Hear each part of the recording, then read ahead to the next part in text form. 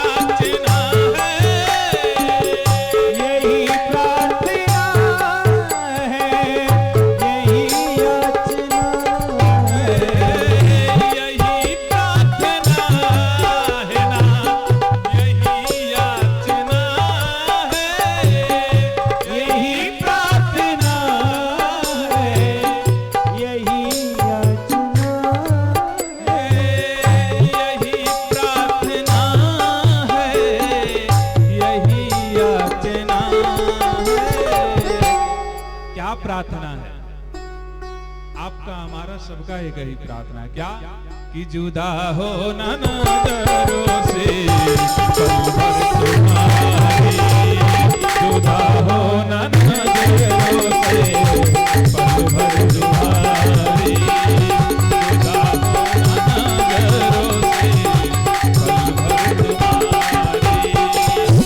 पल भर तुम्हारी।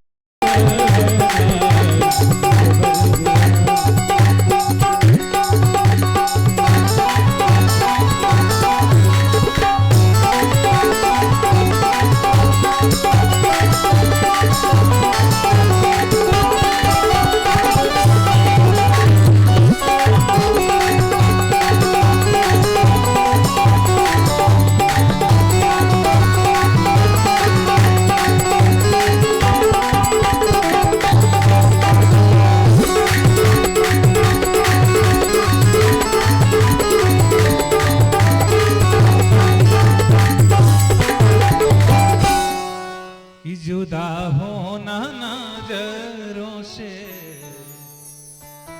पल भर तुम्हारी। महाराज गोसाई जी यही विश्वनाथ से कहते हैं कि हे नाथ, आज आपके पास नहीं आया हूं, आज का ये मेरी तपस्या नहीं है, राम श्री रामचरितमानस। हे नाथ, 77 वर्ष की यह मेरी तपस्या है। हे नाथ, अगर आज आप ठुकरा देंगे कहां जाऊंगा फिर? अतः हे नाथ, हे विश्वनाथ, हे नाथों के नाथ, आज आप सहाय हो जाइए है प्रभुवर।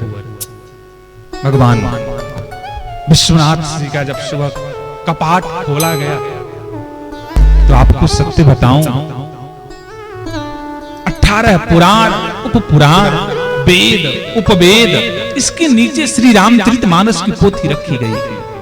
जब सुबह विश्वनाथ जी का कपाट खोला गया, विश्वनाथ जी की कृपा से वह पोथी सबसे ऊपर आ गई, और पोथी ऊपर आने के बाद जब पोथी को खोला गया तो उसमें 3 वाक्य लिखे थे, सत्यम शिवम सुंदर। और विश्वनाथ जी यह प्रमाण दे दिए, सर्टिफिकेट दे दिए कि यह ग्रंथ सबसे सर्वोच्च है। उसी कथा को हम लोग आज श्रवण करने के लिए बैठे हैं। और महाराज, सोई जस गाई भगत भावतारणी, अकृपा सिंधु जन हिततानु धरहि। हे भगवती, भगवान शंकर कहते हैं, जानती हो राम दयालु है, क्यों तन धरते हैं, वो अपने भक्तों के प्रेम के लिए आते हैं। और महाराज,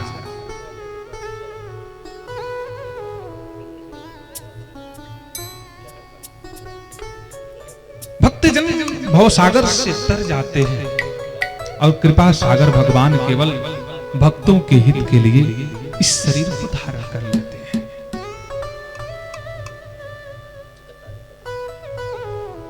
महाराज, गरुड़ जी भी महाराज यही बात काकभूषणी से कहे, काकभूषणी महाराज गरुड़ जी से ही बात कहे कि प्रभुवर, आप बताइए कि इस जीवन में सबसे बड़ा दुख क्या है? क्या पैसा न होना सबसे बड़ा दुख है, या परिवार में संतति न होना सबसे बड़ा दुख है? हे नाथ, आप बताइए संसार में सबसे बड़ा दुख क्या है? और हे प्रभुवर, आप यह भी हमको बताइए। गरुड़ जी पूछ रहे हैं काकभूषणी से, एक कौआ से पूछ रहे हैं गरुड़ जी। हे प्रभुवर, आप बताइए कि इस जीवन में सबसे बड़ा सुख क्या है? क्या बहुत बड़ा धनवान हो जाना सबसे बड़ा सुख है, या बहुत खेती बाड़ी हो जाना, पैसा हो जाना सबसे बड़ा सुख?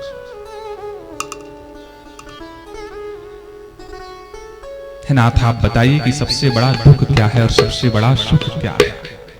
उत्तरकांड में महाराज पूछ रहे हैं गुरु जी काकभुसुंडी से, बड़ दुख कवाना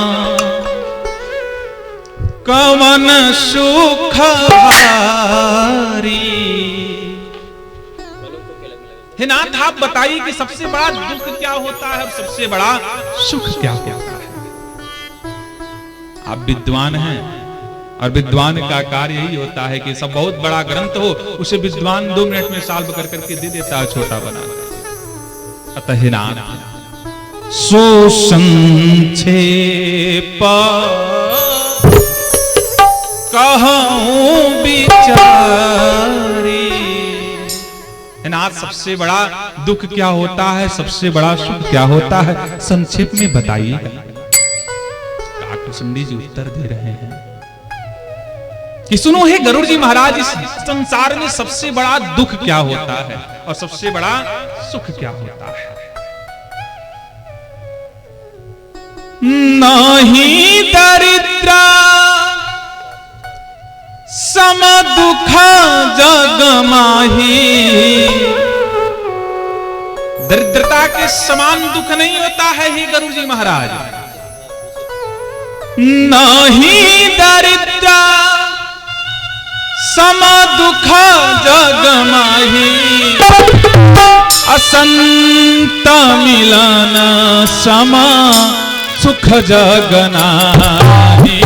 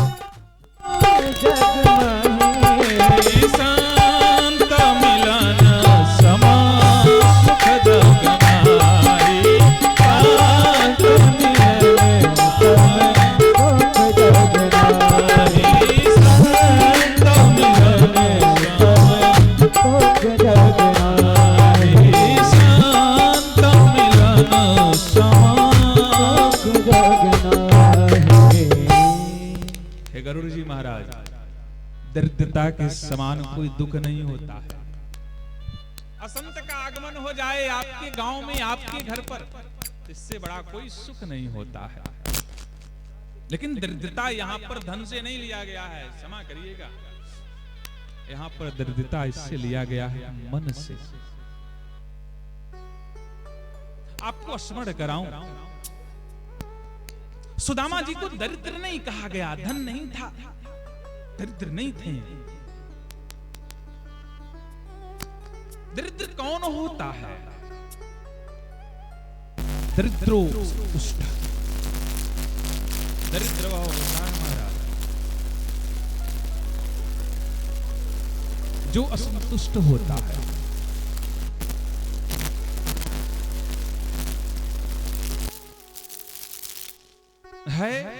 और की चाह करता है वह दरिद्र है।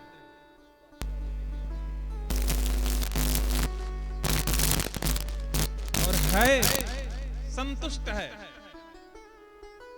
वह धनी होता है। और यही माया है हमारा।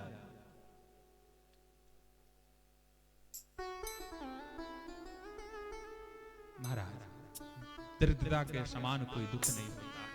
संत का आगमन हो जाए इसके समान कोई सुख नहीं होता है। पूरे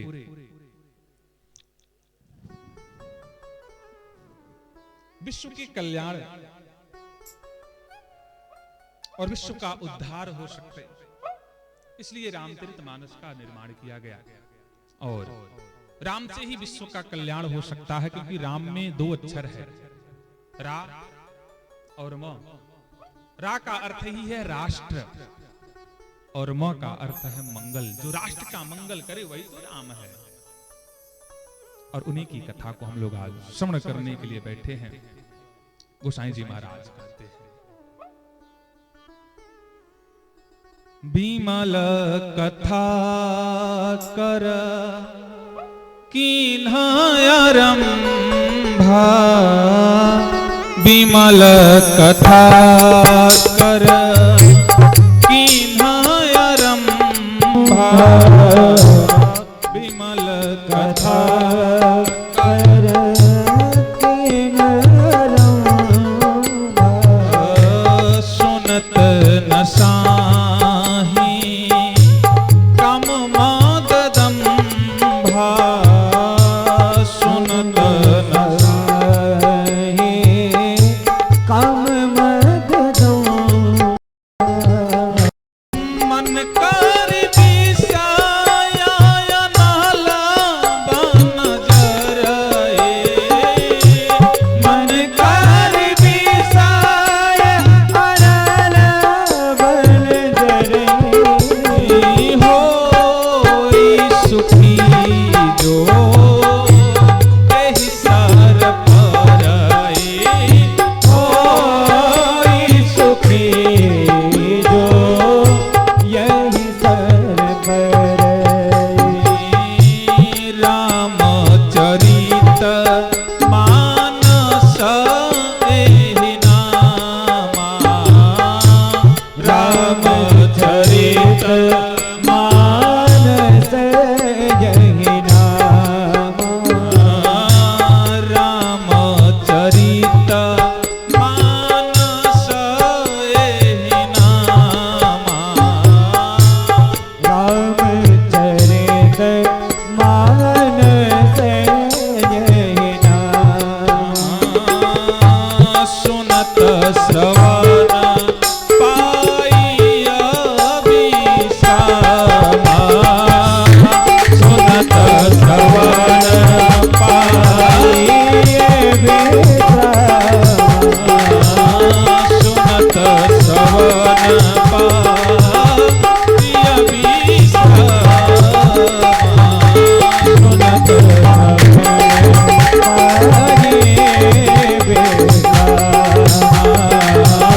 सुनत श्रवण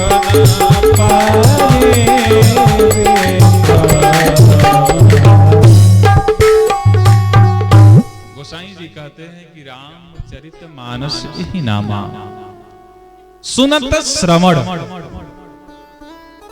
पाई विश्राम, परम विश्राम को प्राप्त हो जाता है जो ये रामचरित मानस की कथा को सुनता है। क्योंकि महाराज कथा को अगर आप पलट करके पढ़ेंगे तो थाक होता है। कथा करती क्या है? कथा हमारे और आपके जीवन में जितने थकावट है उस थकावट को दूर कर देती है कथा। आप यहां बैठे हैं, आपको टाइम का पता नहीं हो चलता है, मन क्योंकि लग जाता है भगवान का, भगवान की चरणों में,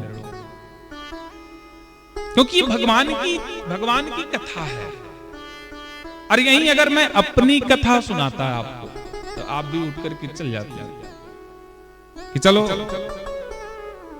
महाराज अपने ही गाथा गा रहे हैं। लेकिन इस कथा को हम बार बार सुनते हैं, लेकिन फिर भी सुनने की इच्छा जागृत हो जाती है। क्यों?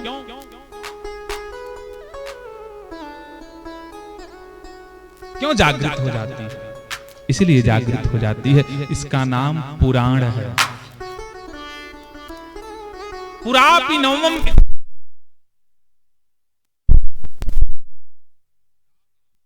इति पुराण, तो हर बार नवीन प्रदान करता है, नवीनता प्राप्त होता है, उसे पुराण कहते हैं।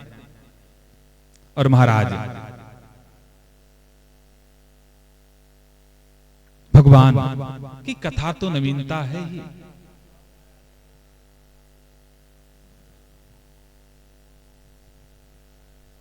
महाराज इस कलिकाल में आप देखे होंगे सब कुछ आसान है, लेकिन यमन हमारा भगवान के चरणों से लग जाए यही सबसे बड़ा कठिन है। महाराज इस रामचरित मानस को गोसाई जी अपने 77 वर्ष की आयु की तपस्या को लिखे हैं और इस मानस के उत्तरकांड के अंत में महाराज गोसाई जी 2 चौपाई लिखते हैं। मालूम पड़ता है कि यही ही चौपाई ही पूरा रामचरित मानस है। क्या? एहि कलिकाल न साधन दूजा, जोग यज्ञ जप तप व्रत पूजा।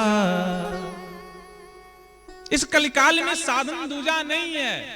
कौन कौन साधन नहीं है? जोग नहीं हो सकता है इस कलिकाल में। जितनी पवित्रता से यज्ञ होनी चाहिए उतनी पवित्रता से आज के परिवेश में नहीं हो पाता है। जप नहीं हो पाता उतनी पवित्रता से, तप भी नहीं हो पाता है। अब व्रत की तो बात छोड़ दीजिए। क्या बात छोड़ दीजिए? व्रत की तो व्रत है महाराज, लेकिन कुट्टू की आटा की 10-15 पूरी सुबह और 10-15 पूरी शाम। बोली जा का है, आप लोग चुप हैं। बोली होता है ना, 10 पूरी सुबह 10 पूरी शाम। अब व्रत एकादशी तो व्रत भी उतनी शुद्धता से नहीं हो पाती है, स्वच्छता से नहीं हो पाती है। तो वही गोसाई जी लिखते हैं कि एहि कलिकालन साधन दूजा, जोग यज्ञ जप तप व्रत पूजा। तो क्या करें? तो गोसाई जी उत्तर भी लिखते हैं कि राम ही सुमीरिया गावहि राम ही, असंतत सुनिया राम गुण ग्राम ही। यही अर्धाली, इस चौपाई की अर्धाली, यही अर्धाली कह रही कि संतत सुन ही राम गुण ग्राम। यही आपके यहां हो रहा है, क्योंकि भगवान को प्राप्त करने के लिए 4 साधन में से एक को पकड़ना पड़ेगा हमारा। क्या साधन है भगवान को प्राप्त करने का? तो कहें नाम,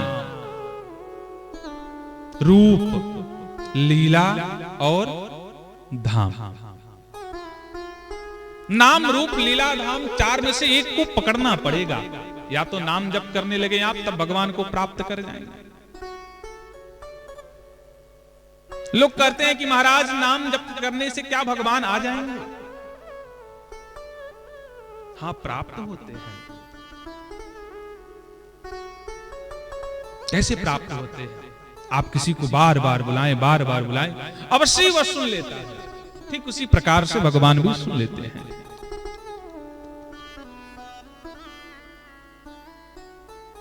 तो नाम पहला पकड़ना पड़ेगा। या तो आप नाम जप करें, नहीं हो पाता है तो भगवान के रूप का वर्णन सुनते रहें, सुनते रहें। लीला, लीला को श्रवण करें, रूप को देखें, भगवान के रूप को देखें जहां जाएं। और धाम, तीर्थों में तीर्थाटन करें, तब भगवान की प्राप्ति हो जाएगी। यानी एक को पकड़ना पड़ेगा। नाम, रूप, लीला, धाम में से 4 में से एक को पकड़ना पड़ेगा। किसी ने कहा कि महाराज अगर 4 कहीं मिल जाए तो कहां मिलेगा? तब वेदव्यास जी कहते हैं कि कथायेयं समुपस्थितौ चतुर्गुणानि भगवतः। और कहीं नहीं मिलेगा, वो केवल भगवान की कथा में 4 प्राप्त हो जाएगा। यहां नाम भी होता है, भजन के द्वारा नाम जब भी चल लेता है। रूप, यज्ञ मंडप में अनेकों वेदियों को बनाया गया है। अब भगवान स्वयं साक्षात बैठे हैं।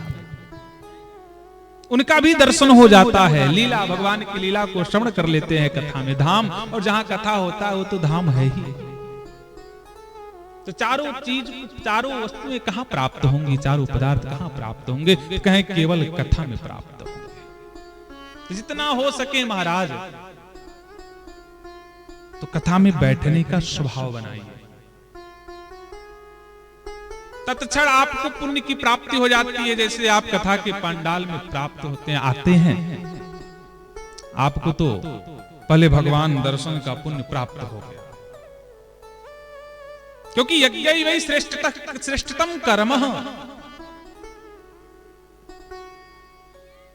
यज्ञ श्रेष्ठतम कर्म है महाराज।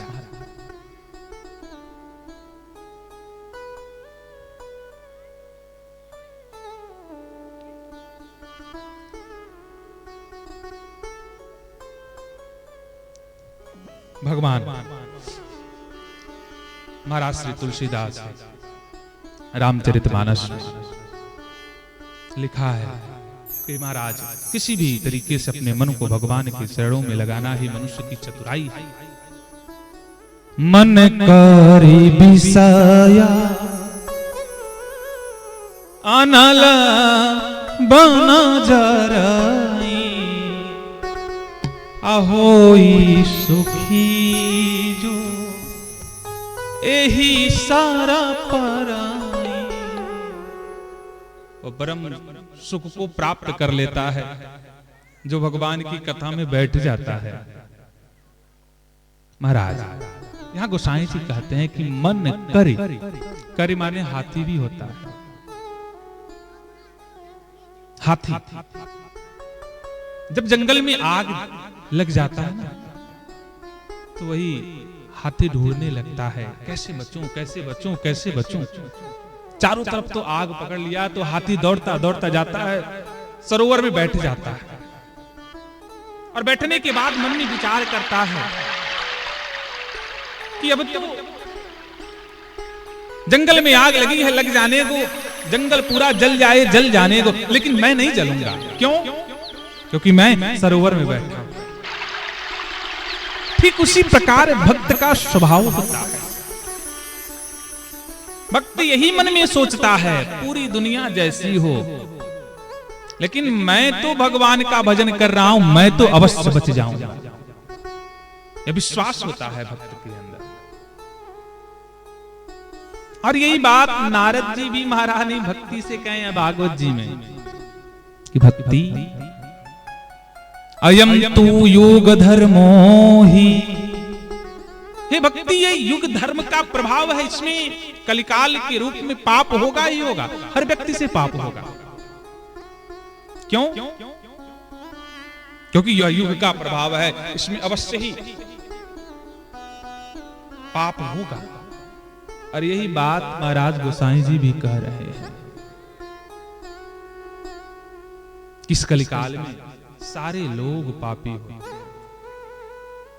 कैसे?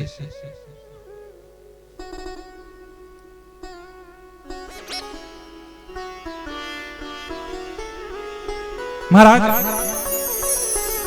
इस कलिकाल में सारे जीव पापी होते हैं और पाप कर्म को करते हैं। न हो पाए तो आप देखते होंगे कि हम लोग दिन भर बतियाते हैं और बात करते समय कहते हैं सुनिए सुनिए महाराज, अभी मैं खरगोपुर में नहीं हूं, अभी मैं गोंडा में हूं, रहते हैं खनवापुर। एक पाप वैसे हो गया, क्योंकि साच बराबर तप नहीं, अझूठ बराबर पाप।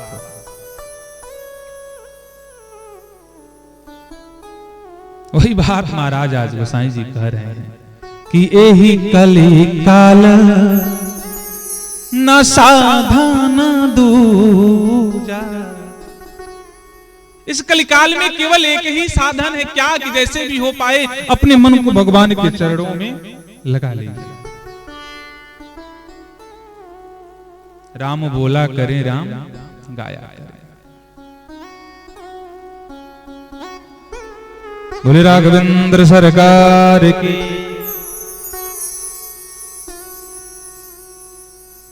राम बोला करो, राम गाया करो।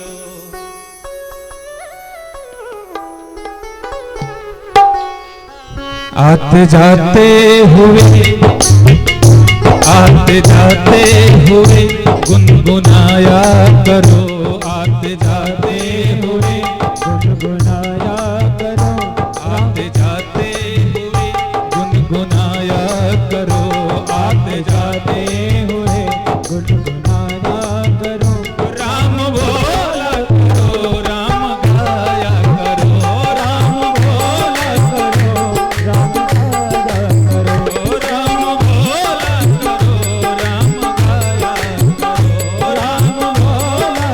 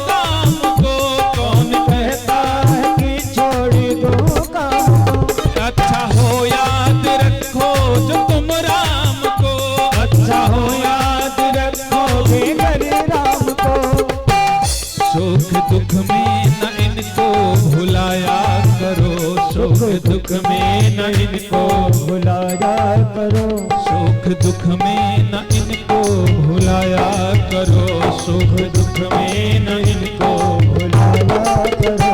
राम भोला करो, राम गाया करो, राम भोला करो, राम गाया करो, गाते गाते हुए गुनगुनाया करो, गाते हुए गुनगुनाया करो, राम भोला करो, राम गाया करो, राम गाया करो। गोविंद सरकार की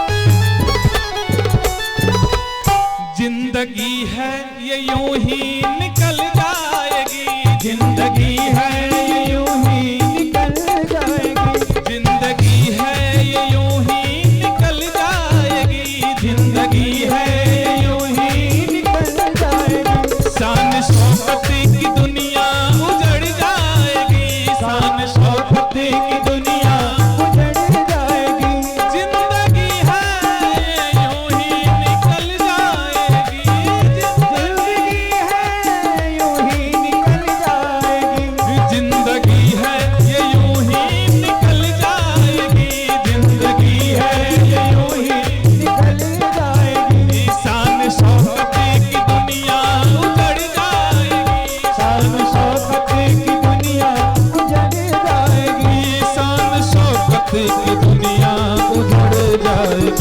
शान शौकत की दुनिया उजड़ जाएगी। अपने मन से न इनको भुलाया करो, अपने मन से न इनको भुलाया करो, अपने मन से न इनको भुलाया करो, अपने मन से न इनको भुलाया करो, राम बोला करो, राम गाया करो, राम बोला करो, राम गाया करो, राम बोला करो, राम गाया करो, राम भोला करो, राम गाया करो, राम बोला करो, राम गाया करो, राम भोला करो, राम गाया करो, राम बोला करो, राम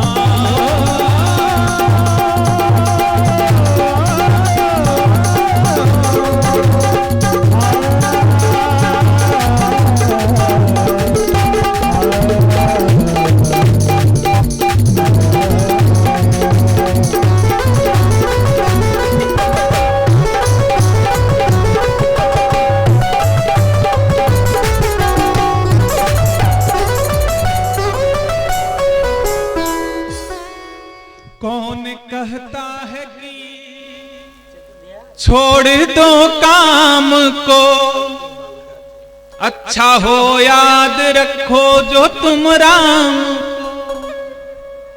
अपने मन से न इनको भुलाया करो।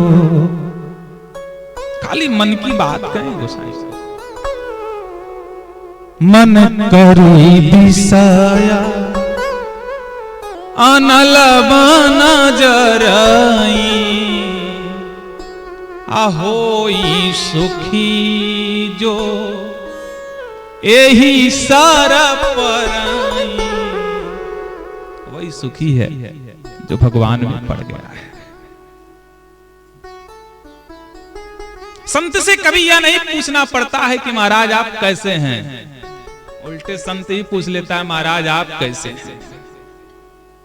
महाराज सारा खेल मन का है, मन के हारे हार है, मन के जीते जीत, मन ही मिलावत राम पद, मन ही करत फजील, मन की गति है अटपटी, झटपट लखे न कोई, जब मन की खटपटी मिटे तो झटपट दर्शन हो। सारा खेल मन का है। मन करी पिसाया अनला बना जराई। करी माने हाथी। मैं आपको बताया पूर्व में, जंगल में आग लगी है तो लग जाने को, हाथी तालाब में बैठ गया, वो भी ये जान रहा है पूरा जंगल जल करके राख हो जाएगा, लेकिन मैं सुरक्षित रहूंगा। क्यों? क्योंकि मैं तालाब में बैठ गया हूं। वही बात ठीक है भक्त का। भक्त यही सोचता है पूरा संसार जल जाए, लेकिन मैं ये जानता हूं कि मैं भगवान में लगा हूं, मेरा कुछ होने वाला नहीं है, मेरा बाल बाका नहीं हो सकता। महाराज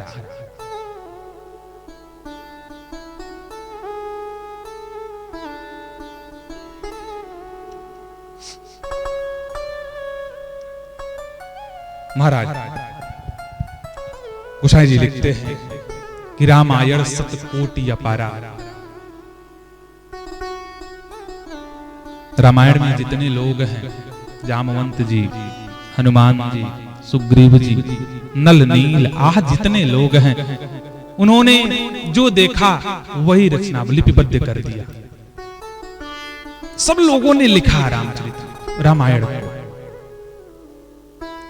बहुत हुआ रामायण, आनंद रामायण, वाल्मीकि रामायण, लेकिन मानस एक ही हुआ। रामायण अनेक हुए, रामायण सतकोटि अपारा, लेकिन रामचरित मानस एक ही हुआ। क्योंकि महाराज इसमें गोसाई जी अपने मन रूपी को कथा सुना रहे हैं काशी में बैठ कर। और जहां आपको रामचरितमानस में जहां जहां शरणागति का भाव है, वहां गोसाई जी स्वयं कह रहे हैं। इसीलिए तो पहले जो एक कथा है जहां पर घाट है 80 घाट, उस घाट को मानसकार ने लिखा कि शरणागति घाट। हमेशा अपने मन को ही कोस रहे हैं गोसाई जी। अरे मन क्यों नहीं भगवान के चरणों में लग जाता है। शरणागति का भाव जहां जहां पर प्रत्यक्ष आपको दिखाई देगा, वहां पर गोसाई जी स्वयं कह रहे हैं। और रामचरितमानस का रचना महाराज गोसाई जी ने किया है, इस पर हम लोग अभी श्रवण कर रहे थे। उसी पे विद्वान काशी के गए मधुसूदन जी के पास, वह भी प्रमाण नहीं दिए, फिर विश्वनाथ जी स्वयं प्रमाण दिए रामचरितमानस। तब विद्वानों ने अपनाया इस रामचरितमानस में। महाराज आप सब लोग परिचित हैं, 7 कांड हैं, बाल कांड, अयोध्या कांड, अरण्य कांड, किष्किंधा कांड, सुंदर कांड, लंका कांड और उत्तर कांड। आपको बताऊं बाल कांड क्या है। इसमें भगवान की अवतार की कथा है, इसलिए मानसकार इसे एक और नाम देते हैं, अवतार कांड।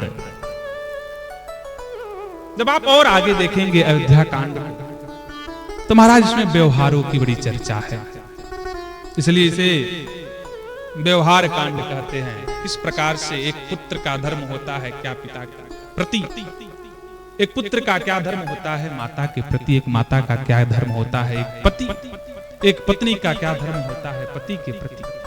व्यवहार कांड जब आप अरण्य कांड को पढ़ें सुनेंगे तो महाराज इसमें मां सबरी का उद्धार हुआ है। इसे उद्धार कांड कहे हैं महाराज मानसकार। जब आप किष्किंधा कांड में पहुंचेंगे तो इसमें परिवार की मोह ममता की चर्चा है। महाराज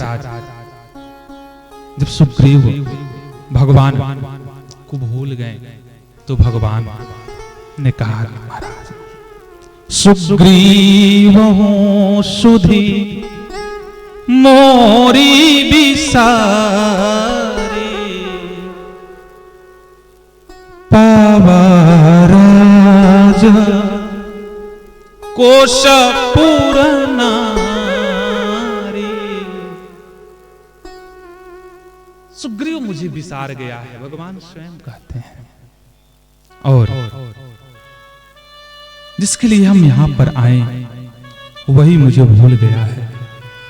क्या परिवार की स्थिति होती है। इसलिए इस किष्किंधा कांड को मानसकार जी लिख दिए परिवार कांड। परिवार की चर्चा है इसमें। और सुंदर कांड तो आप जानते ही हैं, हर प्रकार से सुंदर है। इसमें इसको परोपकार कांड कहे हैं। जब आप लंका कांड को पढ़ेंगे इसमें संहार कांड इसको बोल दिए और उत्तर कांड को महाराज। हर एक चौपाई इसमें विचारों के प्रति है। क्या करना चाहिए, क्या नहीं करना चाहिए, क्या जीवन होता है, क्या नहीं जीवन होता है। इसलिए इसको विचार कांड मानस कहते हैं। इस प्रकार से 7 कांड गोस्वामी जी 7 कांडों के प्रति मालूम पड़ता है कि यह श्लोक लिखे हैं मानस के प्रारंभ। बालकांड में 7 श्लोक लिखे हैं। प्रथम श्लोक सबको स्मरण हो।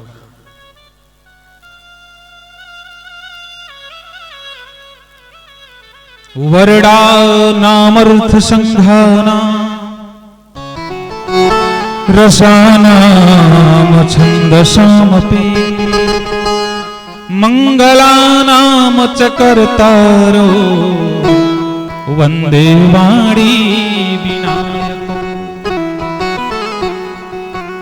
इस श्लोक में गोस्वामी जी सरस्वती और भगवान गणेश की वंदना किए। प्रारंभ कर रहे हैं वर्णा नामर्थ संघाना और समाप्ति क्या कर रहे हैं। ते संसार घोर क्रीडेद हन्तिनो मानव।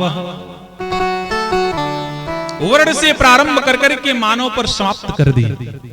यानी चारों वर्ग के लोग मानस को सुन सकते हैं, पढ़ सकते हैं।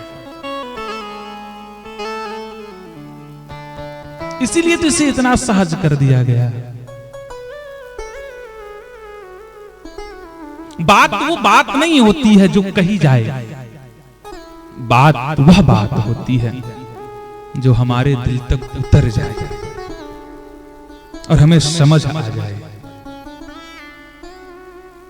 मैं यहां बहुत वेद बोल करके चला जाऊं, शुक्ल यजुर्वेद का मैं छात्र, मैं बोल करके वेद चला जाऊं, आप समझे ना कुछ तो होगा क्या कि महाराज जब आप जाएंगे कल घर, क्योंकि महाराज विद्वान तो बहुत हैं, लेकिन जब पूछा जाएगा कि क्या कुछ कथा में भी समझे तो कहेंगे महाराज विद्वान तो बहुत हैं, कथा बहुत अच्छी बोलते हैं, लेकिन सब इसके ऊपर से चला गया, समझ में कुछ नहीं आया। इसलिए तो इसे इतना सहज बनाया गया मानस को। मैं आपसे पूछूं कि भागवत जी का क्या श्लोक स्मरण है, आपको याद है? कंचित किसी को याद होगा, शिव पुराण की तो कंचित किसी को याद होगा, लेकिन पूछा जाए क्या मानस की एक चौपाई याद है तो सब लोगों को याद है कि मंगल भवाना, ये तो सबको याद होगा। अमंगल हारी, क्या कि उमा सहिता जहीं जपत पुरारे।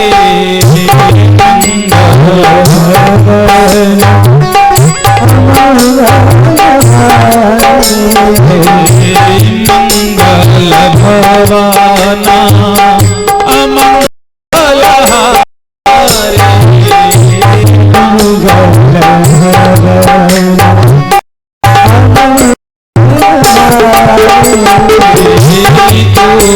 सहिता जपत पुरारे।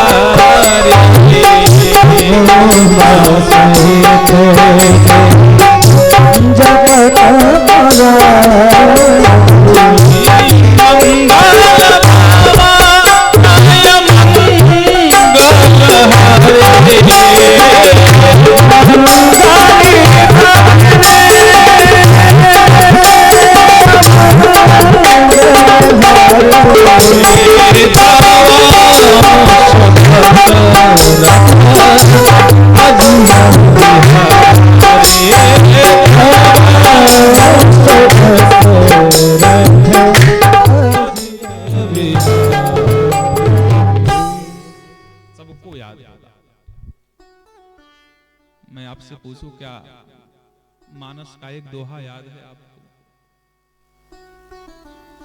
सबको याद है,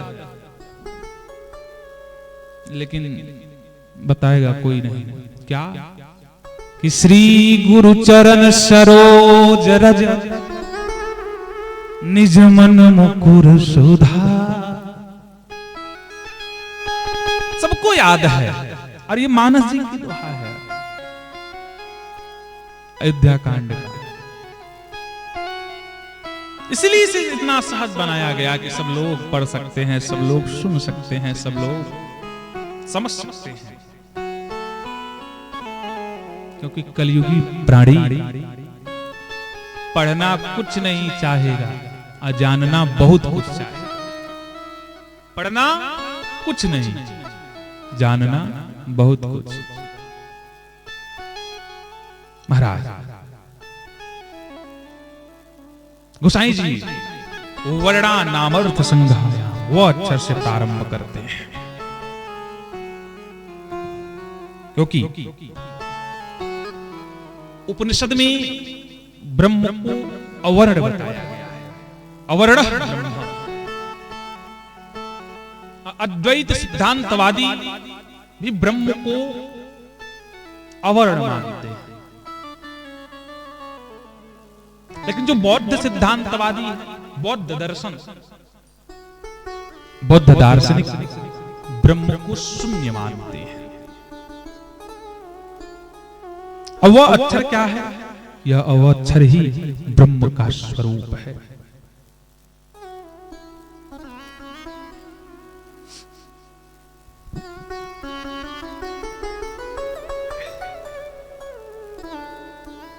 वह अक्षर ब्रह्म का बीजाक्षर है, वह वर्णा। जिस प्रकार से अग्नि का बीजाक्षर शब्द है रंग, उसी प्रकार से ब्रह्म का बीजाक्षर शब्द है वह। वर्णा नामर्थ संघा नाम रसा नाम छंद साम कोई मंगला नाम चकरतारौ वंदे वाणी विनायक। मैं सरस्वती और भगवान गणपति को प्रणाम करता हूं, क्योंकि बुद्धि की दाता भगवान गणपति हैं। लेकिन जब बोली ही नहीं रहेगी तो बहुत बड़ा ज्ञान रहे कर क्या लेंगे। रामकृष्ण परमहंस के पास बहुत अच्छा पिता था, विद्वान थे, लेकिन बोलने का ढंग नहीं था। माध्यम बनाना पड़ा विवेकानंद को।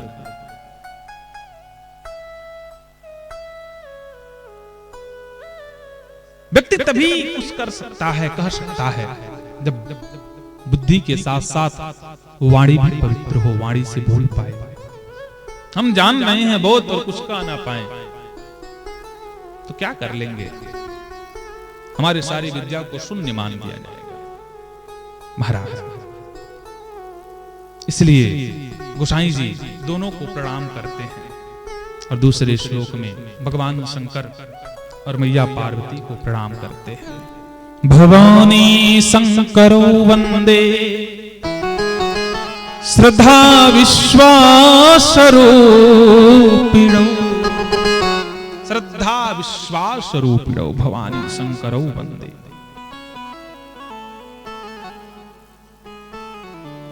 विश्वास भगवान शंकर और श्रद्धा मैया को बता करके महाराज गोस्वामी जी प्रणाम करते हैं। मैं आपको पूर्व में बताया था कि श्री रामचरित मानस में आप जब पढ़ेंगे तो श्री रामचरित मानस, इसमें कुल 9 अक्षर है, और गोसाई जी संख्या की बड़ी ध्यान दी है। विद्वान आदमी है गोसाई जी, क्योंकि इस कथा को पहले संस्कृत में लिखते गए तो यह कथा मिट गई।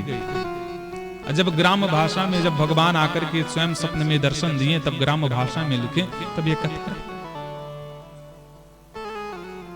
क्योंकि 9 को ही पूर्ण अंक माना जाता है। आप जब भागवत को श्रवण करेंगे तो जब ब्रह्मा ने भगवान कृष्ण का वंदन किया है तो अभी 9 बार सत्य सत्य कह करके महाराज ब्रह्मा ने भगवान कृष्ण को प्रणाम किया है, स्वागत किया है। सत्यव्रतम सत्य परम ति सत्यम स तस्य योनिं निहितं च सत्ये स तस्य सत्यमृतं सत्य नित्यं सत्यात्मकं त्वां शरणं प्रपन्ना। सत्य कह करके 9 बार प्रणाम किया महाराज ब्रह्मा ने भी भगवान कृष्ण को, और 9 को ही पूर्ण अंक माना गया है। और यहां पर स्तुति भी महाराज गोसाई जी कर रहे हैं, प्रणाम भी अगर कर रहे हैं किसी का तो वह 9 लोगों को कर रहे हैं। आप ध्यान दें कि पहले श्लोक में किसको प्रणाम किए, तो कहें गणपति और मां शारदा को। दूसरे श्लोक में किसको प्रणाम किए, तो कहें भगवान शंकर को और मैया पार्वती को। तीसरे श्लोक में किसको प्रणाम किए, तो वंदे बोधमयं नित्यं गुरुं शंकर रूप। 5वें को हम लोग छोड़ देते हैं थोड़ी देर के लिए, इसमें गुरु जी को प्रणाम किए हैं। और 6वें में महाराज कविश्वरो कविश्वर, कविश्वर महाराज वाल्मीकि और कपिश्वर महाराज हनुमान जी को प्रणाम किए हैं। कितना हो गया, 7। और फिर महाराज 5वें श्लोक में मैया जानकी को प्रणाम किए हैं। 6ठे श्लोक में भगवान राघवेंद्र सरकार को प्रणाम किए हैं। यानी कुल मिला जुला करके पहले में आप ध्यान दे तो पहले श्लोक में गणेश जी और सरस्वती जी को प्रणाम किए, दूसरे में भगवान शंकर और मैया पार्वती को प्रणाम किए 4, और तीसरे श्लोक में गुरु जी महाराज को प्रणाम किए 5, 6ठे श्लोक में महाराज वाल्मीकि और हनुमान जी को। कितना हो गया, 7। और 6वें में 5वें में जानकी और 6ठे श्लोक में भगवान राम, यानी 9 लोगों को प्रणाम किए। और इनका वंदन करने के बाद गोसाई जी ने कहा कि नाना पुराण निगमागम सम्मतम यद रामायणो निगदितम क्वचिदन्यतो स्वान्तः सुखाय तुलसी रघुनाथ गाथा अभाषा निबंध मति मंजुलमास्मि। स्वान्तः सुखाय तुलसी रघुनाथ गाथा, मैं अपने मन को सुख करने के लिए कथा था। नाना पुराण निगमागम सम्मतम रामायणो निगम कुछ सभी पुराणों पर निचोड़ जो है यह रामचरितमानस में मैंने लिख दिया, और मेरे मन को यह अच्छा लगा। मैं अपने मन को संतुष्ट करने के लिए रचना की। फिर गोसाई जी मानस में पंचदेव उपासना किए हैं सोरठे के रूप में। महाराज भगवान गणेश, शंकर, विष्णु यानी नारायण, भगवती मां जगदम्बा और भगवान सूर्य देव। और यही हमारे साक्षात शंकराचार्य तो कहते हैं कि पंचदेव उपासयित साक्षात भगवतः। यही साक्षात हमारे देव भी हैं। महाराज फिर गोसाई जी गुरु जी महाराज को प्रणाम कर करके इस कथा को प्रारंभ करते हैं। आइए हम लोग भी गोसाई जी के ही शब्दों पर अनुसरण करें। जिसको चौपाई स्मरण हो, मेरा निवेदन है आप लोग उस चौपाई को गाएं। और हम लोगों का यह हमारा यही प्रयास रहेगा कि जितना हो सके रामायण के रामचरितमानस के चौपाई को हम लोग गाएं, क्योंकि इससे अच्छा कोई भजन नहीं है हमारा। आइए गोसाई जी अपने गुरु जी को प्रणाम कर रहे हैं कि बंदाऊ गुरु पद पदुम परागा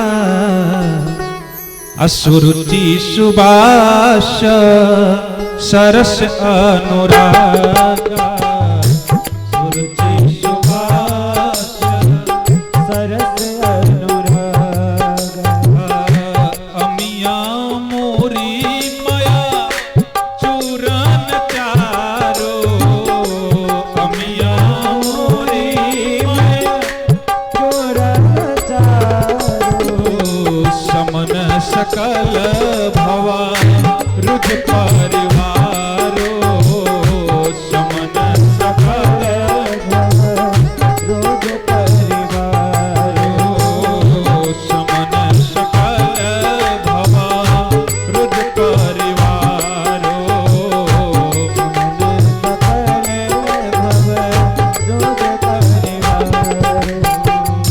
श्री गुरु पद नखा मनिकर ज्योति श्री गुरु पद नखा मनगर ज्योति सुमिरत दिव्य इष्टहि होती सुमिरत दिव्य श्रेष्ठ ही होती सुमिरत दिव्य इष्टहि हो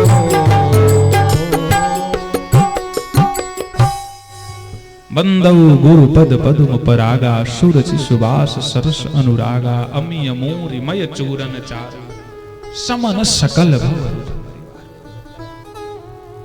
हे महाराज, बंदौ गुरु पद पदुम परागा, गुरु जी के चरणों का रज। अब इससे अत्यधिक शरणागति और क्या हो सकती है महाराज? महाराज गुरुदेव को प्रणाम किए हैं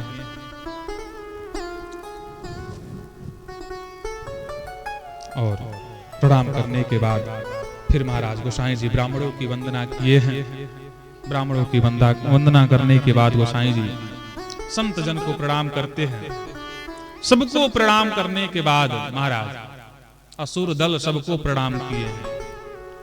नाग किन्नर गंधर्व सबको प्रणाम किए हैं और प्रणाम करने के बाद फिर राम दरबार को प्रणाम किए। दशरथ जी, मैया कौशल्या जी, कैकेयी जी, सुमित्रा जी, चारों भैया को प्रणाम किए हैं और सबको प्रणाम करने के बाद गोसाई जी ने कहा कि सिया राम माया सब जग जानी अकरों प्रणाम जोरी जुग पानी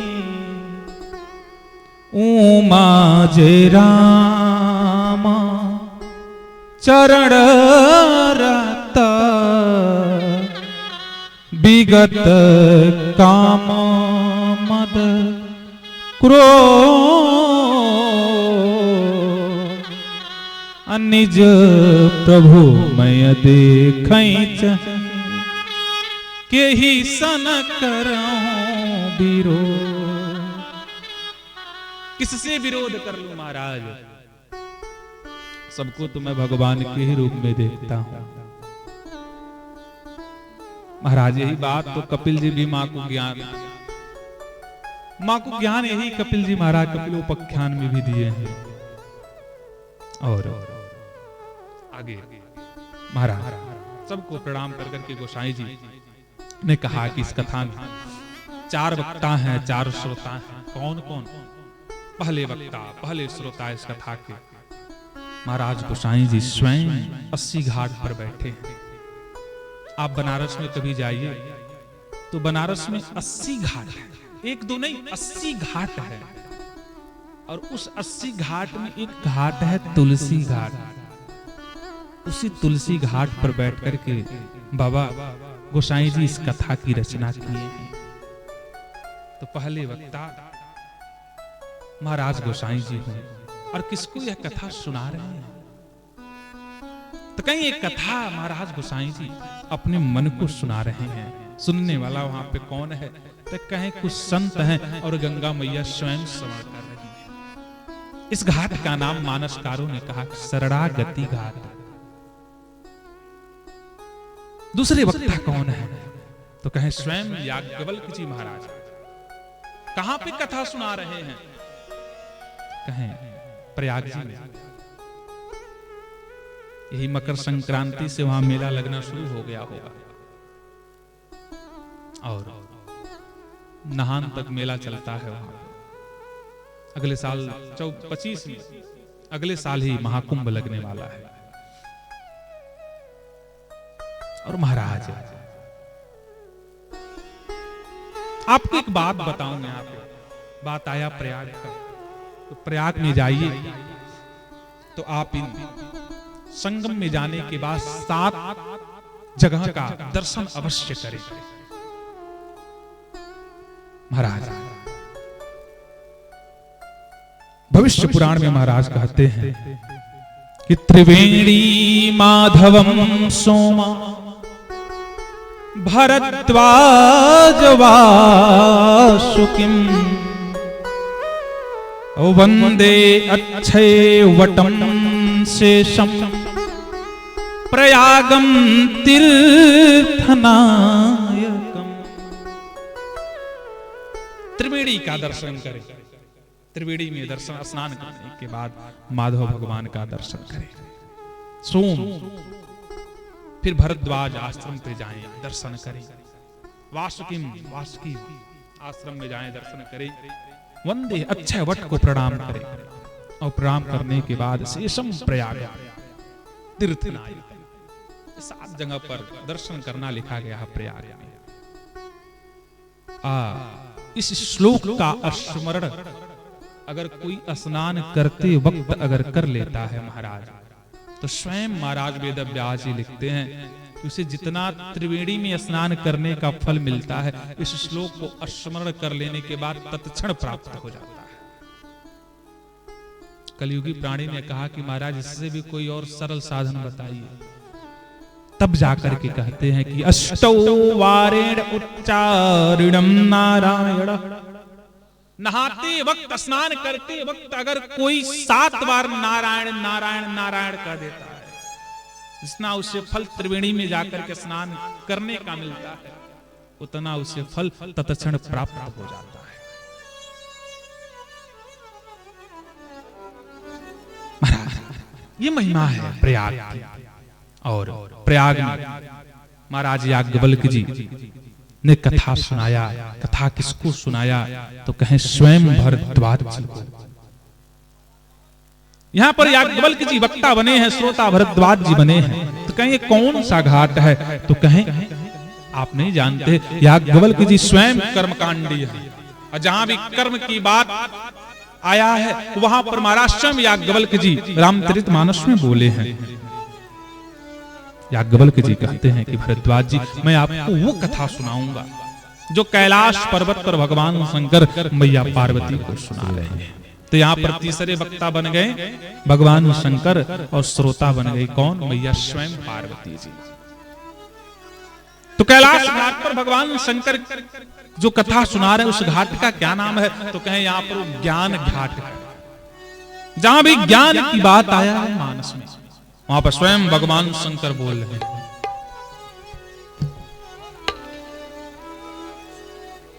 उमा कहूं मैं अनुभव अपना। भगवान शंकर स्वयं कहते हैं कि हे उमा, उमा कहूं मैं अनुभव अपना। सत हरि भजन जगत सब सपना। सत हरि भजन, सत हरि भजन जगत सब सपना। सत हरि भजन जगत मानस में 2 अनुभव। पहला अनुभव भगवान शंकर जी मैया पार्वती से कह रहे हैं, उमा कहूं मैं अनुभव अपना। सत हरि भजन जगत सब सपना। दूसरा अनुभव स्वयं काकभूषुंडी जी गरुड़ जी महाराज से कह रहे हैं। क्या? हे गरुड़ जी महाराज, मेरे जीवन का यह अनुभव है। अनुमान गलत हो सकता है, लेकिन अनुभव कभी गलत नहीं होता है गरुड़ जी महाराज। और किस प्रकार से महाराज काकभूषुंडी जी कहे हैं गरुड़ जी से कि हे महाराज सुनिए। निजयानुभाव माय कहां खगेसा, निजयानुभाव मैं कहां खगेसा, बिनु हरि भजना जाई कलेसा, बिनु हरि भजना जाई कलेसा, बिनु हरि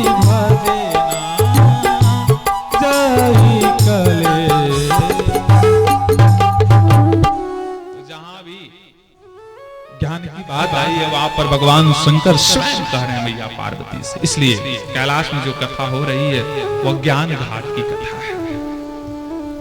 और महाराज यहाँ पर भगवान शंकर जी भी मैया से कह रहे हैं कि मैया सुनो, हे पार्वती सुनो, हे प्रिय, मैं आपको वो कथा सुनाऊंगा जो नीलगिरी पर्वत पर महाराज काकभूषुंडी जी गरुड़ को सुना रहे हैं। तो यहाँ पर चौथे वक्ता हो गए महाराज स्वयं काकभूषुंडी जी और श्रोता हो गए गरुड़ जी महाराज। यहाँ पर कौन सा घाट है? तो कहें यहाँ पर भक्ति घाट है। जितने भी भक्त की बात आई है उतना महाराज स्वयं काकभूषुंडी जी कहे हैं गरुड़ जी महाराज से। और गरुड़ जी महाराज को काकभूषुंडी जी कहते हैं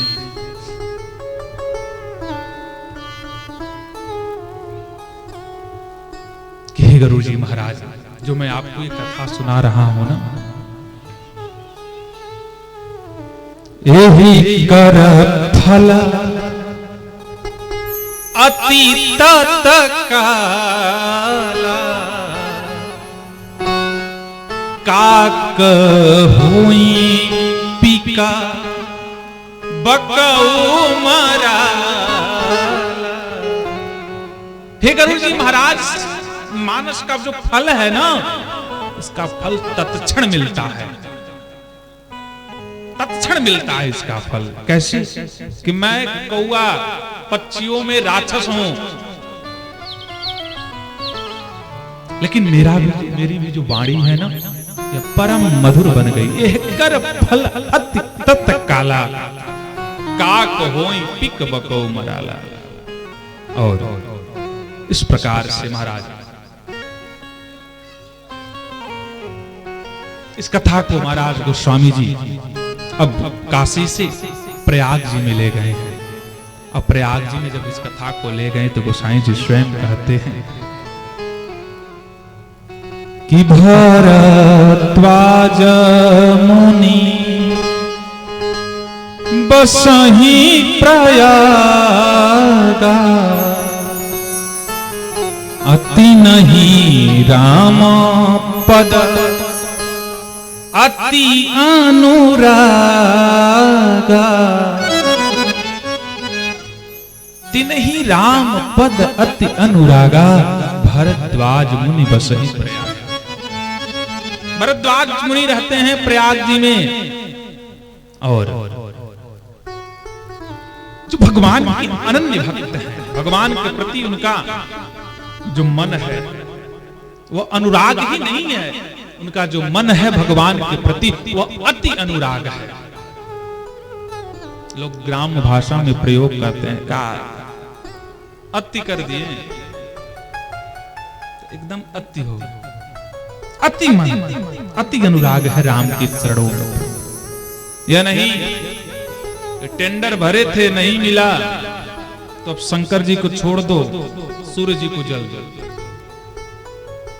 दृढ़ है मन एकदम भगवान के चरणों में। तापस समादम दया निधाना, परमारथ पथ परम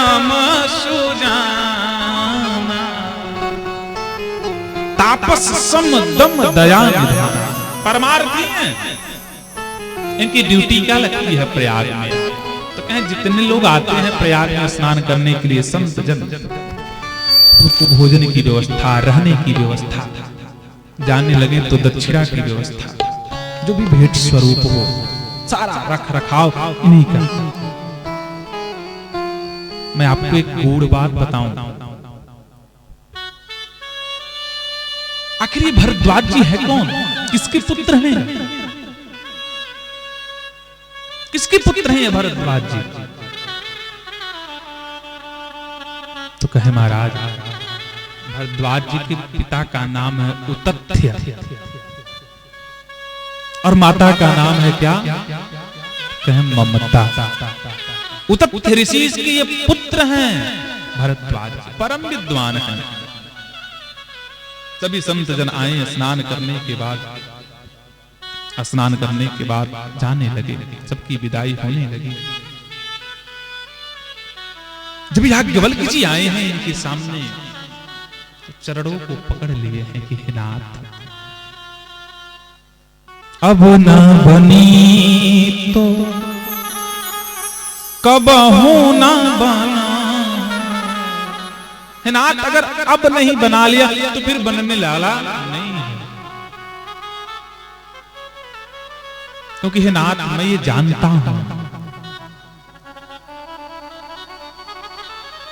क्षण भंगुर जीवन की कलिका, कल प्रातः को जाने खिले न खिले, मलयागिर की शुच शीतल मंद सुगंध समीर मिले न मिले। कलिकाल कुठार लिए है खड़ा, तन नम्र से चोट झिले न झिले। जपले हरि नाम अरे रसना, फिर अंत समय में हिले न हिले। क्या पता है कि अंत समय में हम राम कह पाए कि ना कह पाए, यही हमारा अंत समय हो जाए कोई पता नहीं है। क्योंकि देहस्तिमान सुहृदिरप अभिमितम तजत्तम जाया सुतादिश ममताम विमुच्यते। ये जो शरीर है ना महाराज, इस पे आप बड़ा गर्व करते हैं, कहीं धूल न लग जाए, नीचे बैठ जाएंगे तो धूल लग जाएगी। तो महाराज यह भी समाप्त हो जाता है, जला दिया जाता है, ये शरीर भी समाप्त हो जाती है। देहस्तिमान सुहृदिरे अभिमतम तजत्तम जाया सुता दिश ममताम विमुच्य। क्यों? खून का गहरा बनाया, ईंट जिसमें हड्डियां, अचंद श्वासों पेटी की है ये ख्याली आसियां। काल की पुरजोर आंधी जब इसे टकराएगी, ये इमारत खाक की है, खाक में मिल जाएगी। बुलंदी कब तलक बेशस्क के हिस्से में होती है, ऊंची इमारत हर घड़ी खतरे में होती है। महाराज इस शरीर पर अभिमान नहीं करना चाहिए। तो कहें अभिमान शब्द आखिर बना क्यों? तो कहें अभिमान शब्द बना अभिमान करने के लिए। कहें तो आप बता रहे हैं न धन पर करें, न शरीर पर करें, न किसी वस्तु पर करें, तो आखिर अभिमान किस पर कर लें? तो गोसाई जी ने कहा कि अभिमान बना अभिमान करने के लिए किस पर करें? कि अस अभिमाना जाहि जान भोरे, अस अभिमान जाहि जान भोरे, अस अभिमाना जाहि जान भोरे, अस अभिमान जाहि जान भोरे।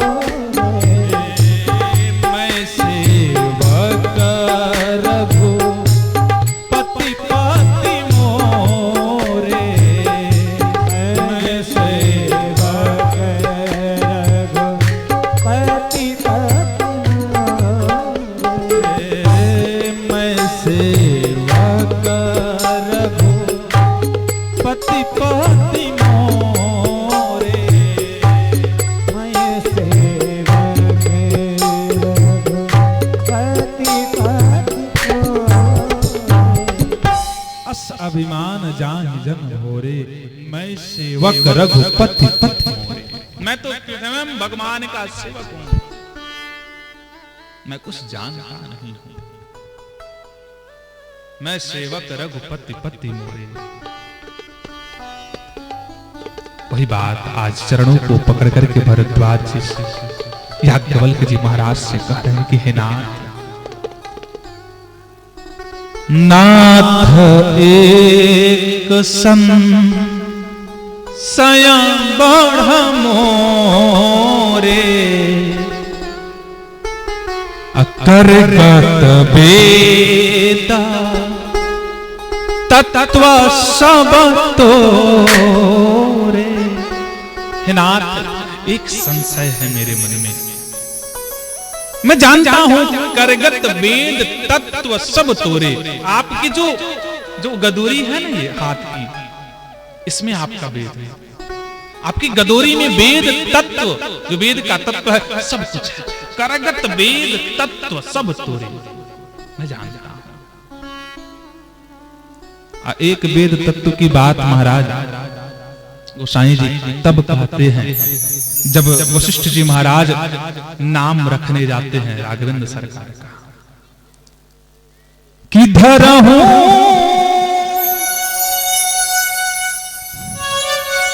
नाम प्रभु हृदय विचारी,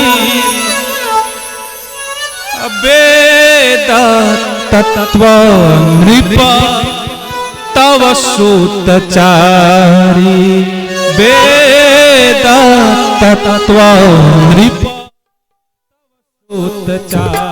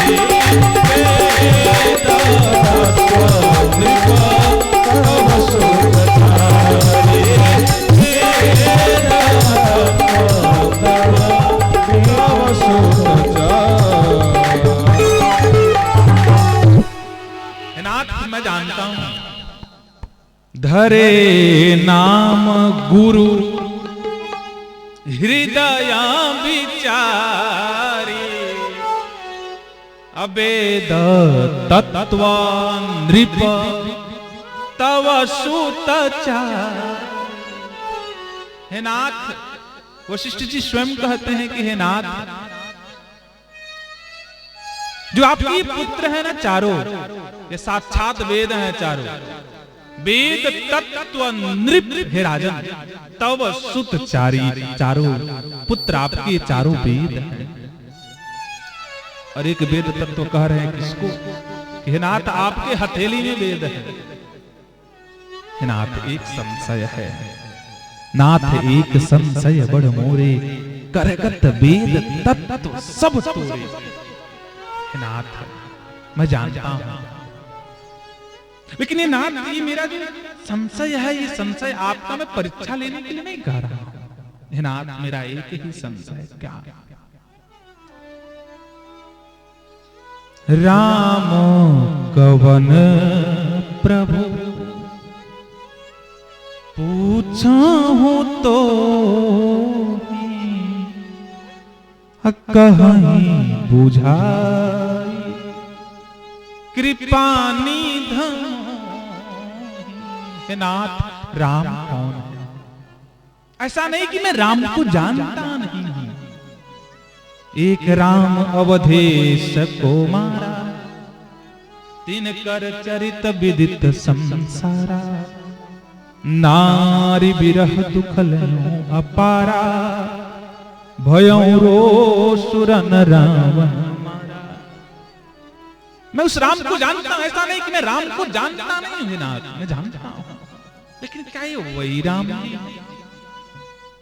जिन्हें भगवान शंकर भजते रहते हैं, या ये राम जी कोई और है जो पत्नी के विलाप में बन बन भटकते हैं? ये राम जी कोई और है, या ये वही ब्रह्म है जिन्हें भगवान शंकर भजते हैं?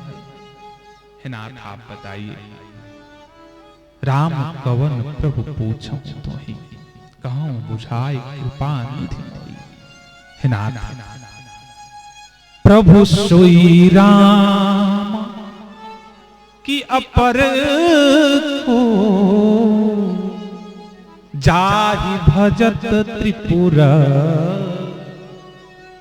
हे नाथ ये वही राम है कि क्या कोई और राम है? ये त्रिपुरारी भगवान शंकर भजते हैं। नाथ आप हमें बताइए कि राम है कौन? हे नाथ आप कृपा करिए मेरे ऊपर। आपको बताऊं, जब इस प्रश्न को याज्ञवल्क्य जी महाराज सुने तो आज उतथ्य ऋषि के पुत्र भरद्वाज जी पर मुस्कुरा गए, हंस गए और मन में सोचने लगे कि देखो, एक विद्वान भी यह कह रहा है कि राम कौन है। ये नहीं जानना चाहता है कि राम कौन है, ये हमारे मुख से भगवान की कथा को सुनना चाहता है। कई लोगों का स्वभाव होता है कि भगवान की चर्चा हो रही हो कहीं पे, आकर के कोई ऐसा प्रश्न पूछ देंगे कि भगवान की चर्चा छोड़कर के जगत की चर्चा हो। कई लोगों का यह स्वभाव होता है कि जगत की चर्चा हो रही हो, आकर के कोई ऐसा बात कह देंगे कि जगदीश की चर्चा हो रही है। बात ठीक ठीक सी मुख से बोली जा रही है, लेकिन दोनों में बड़ा अंतर है ना। याज्ञवल्क्य जी ने कहा कि भरद्वाज अच्छा ये बताओ, ये जो तुम्हारा प्रश्न है, यह संशय है, वो कैसे मिटेगा? भरद्वाज जी फिर हाथ जोड़ करके कहने लगे कि हे नाथ, जैसे मिटे मोर भ्रम भारी, कहूं सो कथा नाथ विस्तारी। हे नाथ जी, मेरा भ्रम है, भारी भ्रम है, जिस प्रकार से मिट जाए वही आप हमको सुना दीजिए। कहूं कथा नाथ विस्तारी, जिस प्रकार से भारी भ्रम हमारा दूर हो जाए आप उसको दूर कर दीजिए।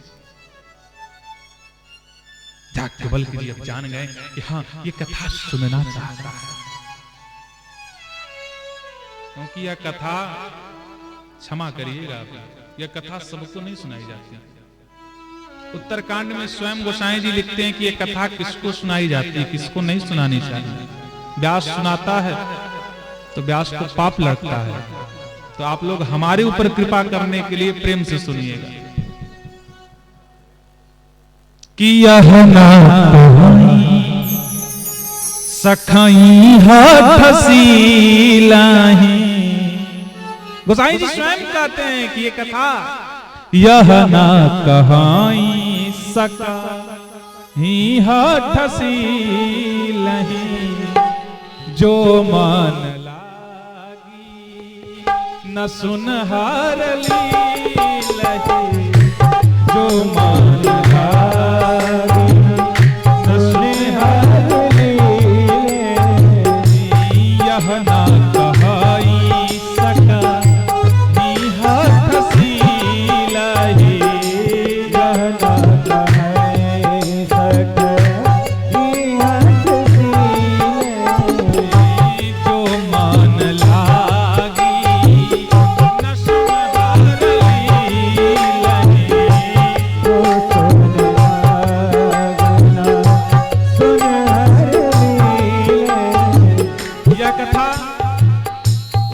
सुनानी चाहिए जो शक करता हो कथा में। क्या कथा में बैठने के बाद हमें भी पुण्य मिलेगा, उसे नहीं कथा सुनानी चाहिए।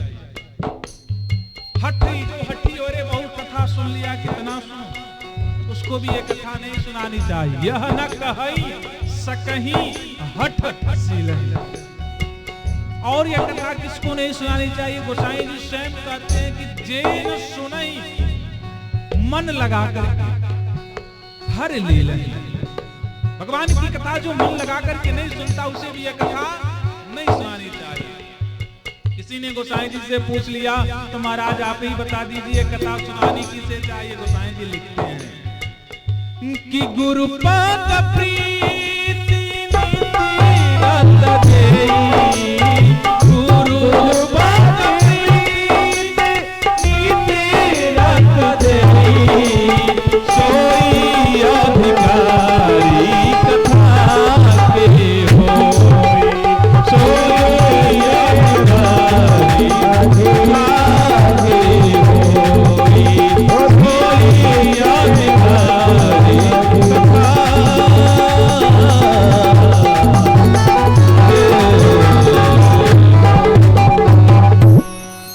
गुरुपद प्रीति नीति रत जेई, सोई अधिकारी कथा के होई। गुरु जी के चरणों में जिसकी प्रीति हो। यहां तक आया है महाराज ब्रह्म पुराण में, बिना दीक्षित को कथा नहीं सुननी चाहिए। अगर मंत्र न लिया हो तो कथा नहीं सुननी चाहिए। लेकिन आपको एक बात और बता दूं, कौन सी कथा? संकल्प लेकर के कथा नहीं सुनना चाहिए, अनुष्ठान नहीं कराना चाहिए। लेकिन यहाँ पे तो प्रवचन और सुन सकते हैं। अगर मंत्र न लिया हो तो उसे कथा नहीं सुननी चाहिए। मंत्र लिया हो तभी कथा सुननी चाहिए। जो संकल्प लेकर के लोग अपने यहाँ भागवत करते हैं, कथा आदि जो जजमान यहाँ पे बने हुए हैं, बिना मंत्र दीक्षा के लिए उन्हें फल नहीं मिलेगा। मंत्र ले लिए हैं तो पूर्णतः फल मिलता है। जो वर्णित यजमान है आप लोग तो सुन सकते हैं, प्रवचन सुन सकते हैं। जो संकल्प लेकर के कथा होता है, बिना मंत्र लिए कथा नहीं सुननी चाहिए। गुरु पद प्रीति नीति रत जेई, सोई अधिकारी कथा के हुई। वही अधिकारी हो सकते इस कथा। अन्यत्र अगर व्यास किसी को कथा सुनाता है तो व्यास को भी यह पाप लगता है। बोले राघवेंद्र सरकार जय हो, कृष्ण कन्हैया लाल की जय हो, बाबा झुल्ल जी महाराज की जय हो। नमः पार्वती पतये हर हर महादेव। आज की चर्चा को यहीं पर विश्राम करते हैं। कल पुनः फिर से लगभग 3 बजे से कथा प्रारंभ हो जाएगी और आप लोग यथाशीघ्र अपने गृह कार्य को पूर्ण कर करके आइएगा और कथा में हम लोग फिर यहीं से कथा प्रारंभ करेंगे। तब तक के लिए आप लोगों को जय श्री राम। ओ हरे राम राम राम सिया राम जय जय राम, हरे राम राम राम सीता राम राम हरे राम राम राम सिया राम जय जय राम, हरे राम राम राम सीता राम सिया राम जय जय राम, सिया राम जय जय राम, सिया राम जय जय राम, सिया राम जय जय राम, सिया राम जय जय राम, सिया राम जय जय राम, सिया राम जय जय राम, सिया राम जय जय राम। हरे राम राम राम सिया राम जय जय राम, हरे राम राम राम सिया राम जय जय राम, हरे राम राम सीता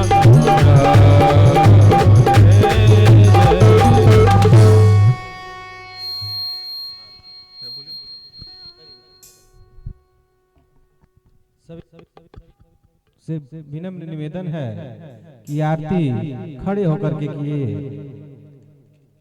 सभी लोग खड़े हो जाइए और खड़े होकर के प्रेम से भगवान की आरती को गाएंगे। दिखाई दिया। ओम इदं गुं गहविः प्रजननं मे अस्तु दशवीरं गुं सर्वगणं गुं स्वस्ताय आत्मसनि प्रजासनि पशुसनि लोकसन्यभयसनि अग्निं प्रजां बहुलं मे करोत्पन्नः पयोरेतु असमासु दत्तः कदली गर्भसम्भूतं कर्पूरं तु देवितम् आरार्तिक्यं महं कुरु मे पश्य मां वरदो भवः पश्य मे वरदो भवः। हे राजा राम तेरी आरती उतारो, हे राजा राम तेरी आरती उतारो, आरती उतारो प्यारे तुमको मनाओ, आरती उतारो प्यारे तुमको मनाओ, अवध बिहारी आरती उतारो, अवध बिहारी आरती उतारो।